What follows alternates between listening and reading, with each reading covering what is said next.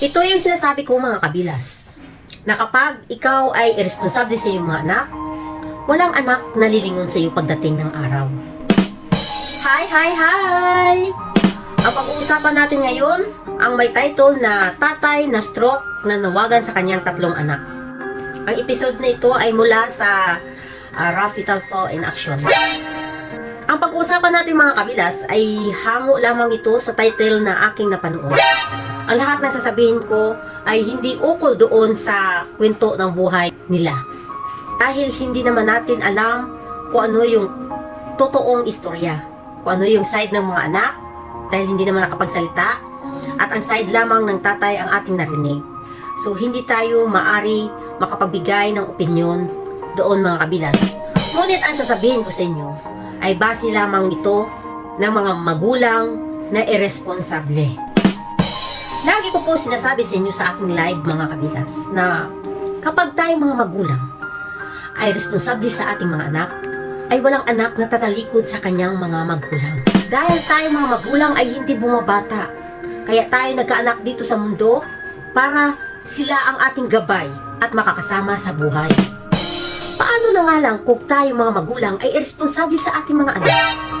Pagdating ng panahon na tayo ay nagkasakit na, at hindi nila tayo lilingunin pagkatapos sasabihin mo anak mo sila kapag ikaw ay nasa tabi na? Marami kasi ngayong mga magulang na irresponsable.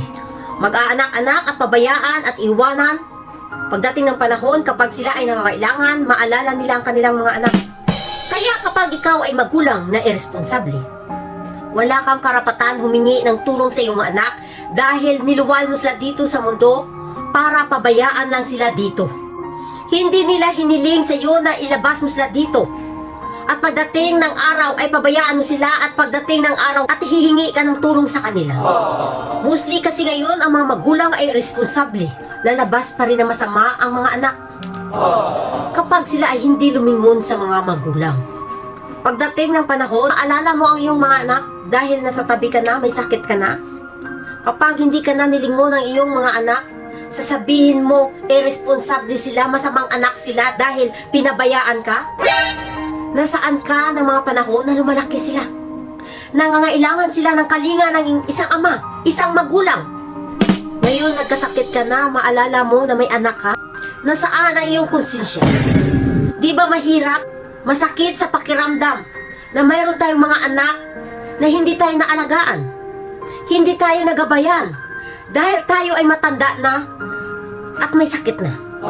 Pero nasaan ka ng mga panahon na maliliit pa sila? Nangangailangan sila ng magulang, ng gabay sa kanilang paglaki. Nasaan ka bilang magulang nila? Kaya kapag ikaw ay isang irresponsableng magulang, wala kang karapatan lumapit at humingi ng tulong sa iyong mga anak kahit pa ikaw pa ang naglabas sa kanila dito sa mundo. Dahil kailanman, hindi nila hiniling sa iyo na ilabas mo sila dito.